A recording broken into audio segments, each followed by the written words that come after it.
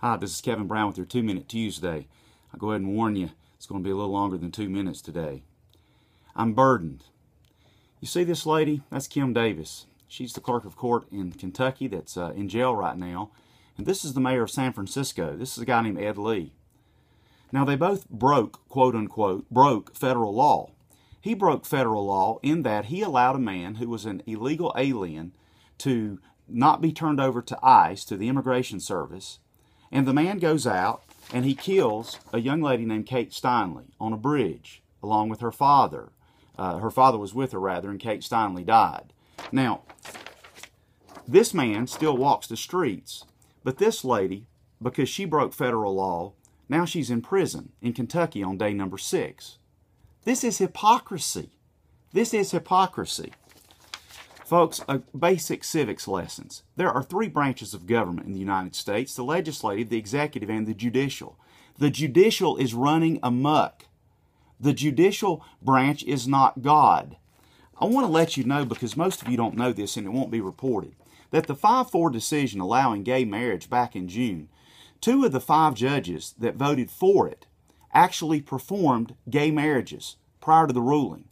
Ruth Bader Ginsburg and Kagan performed gay marriages. Talk about hypocrisy. They should have recused themselves and the vote would have never passed. Chief Justice John Roberts, he's the Chief Justice of this court, said this: "The majority graciously suggests that religious believers may continue to advocate and teach their views of marriage. The First Amendment guarantees, however, the freedom to exercise religion." John Roberts said ominously, "That is not a word the majority uses." See, people today, they're okay with us keeping our religion inside the walls of our churches and in our homes, but they don't want us to exercise our religion in the public forum. Supreme Court Justice Samuel Alito said this about the ruling. He said, "Today's decision," this is the one back in June, "will be used to vilify Americans who are unwilling to assent to the new orthodoxy. In the course of its opinion, the majority compares traditional marriage laws to laws that denied equal treatment for African Americans and women." Supreme Court Justice Antonin Scalia said this: "The 5 justices who compose today's majority have discovered in the 14th Amendment a fundamental right overlooked by every person alive at the time of ratification," which was back in the 1850s, "and almost everyone since then." This is a professor of law at Princeton, not exactly a conservative bastion of thought. Robert George said this. He said, "The 14th Amendment doesn't tell us what marriage is." However, Justice Kennedy, who wrote the majority opinion back in June for the Supreme Court, simply came up with his own philosophy of marriage and then told all 50 states that the U.S. Constitution somehow required recognition of his philosophy of marriage. I'll tell you again, it is the judicial branch run amok. See, there's the president nor has Congress levied any laws that we can actually put on the books right now to indicate what needs to happen regarding this ruling made in June. That's what Mike Huckabee is going to be saying this afternoon.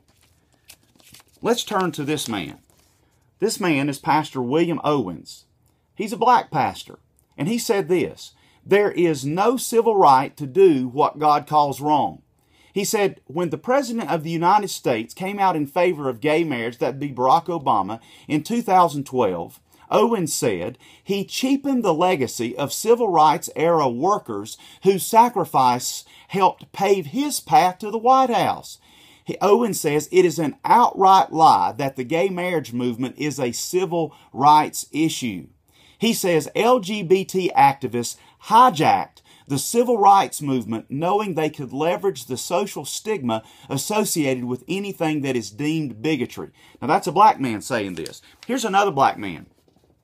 This black man is a pastor. This is Pastor Dwight McKissick along with his wife Vera. And I want you to see what he said.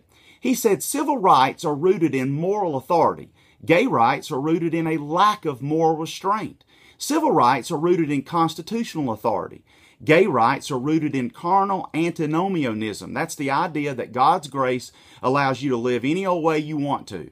He said this: to compare gay rights to civil rights is to compare their sin to my skin. I didn't say that. A black man said that.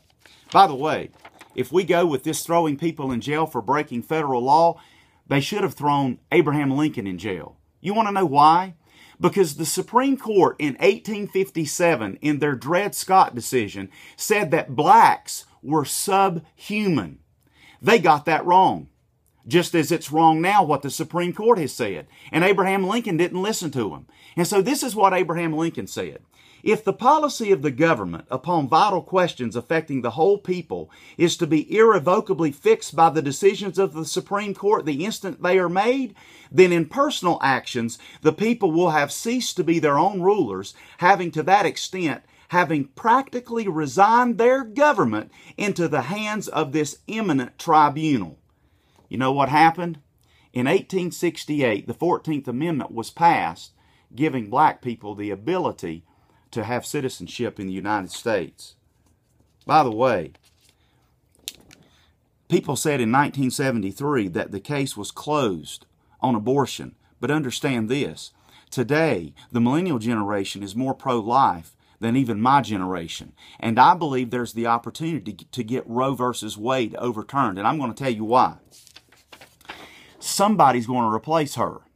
She has already indicated, Ruth Bader Ginsburg, that within the next 2 years she's retiring. So if we get a conservative president who appoints a conservative judge, then the court swings 5-4 to the conservative. And we can have these absolutely, these tyrants, these other 4 tyrants, they will be potentially overturned by the 5 conservatives. One last comment. Who are you going to trust? Are you going to go with God's law? Are you going to go with the Word of God? Or are you going to go with man's law? You're going to have to decide. Peter and John were brought before the Sanhedrin, the supreme court of their day, and they refused to obey the Sanhedrin. I want to ask you this last question. Who's next? Who's next to be thrown in jail? I believe if something doesn't change, you can place your child's name there. Franklin Graham said this, if we don't take a stand for biblical values, we won't even recognize the America that our children and grandchildren will be left with. Who's next? It is time that we take a stand. It is time that the church in America rise up and stand for truth and not believe the garbage that's being espoused as law today. There's judicial tyranny in America. I believe it can be changed, and it can happen within the next 2 years. This has been Kevin Brown with your 8 Minute Tuesday.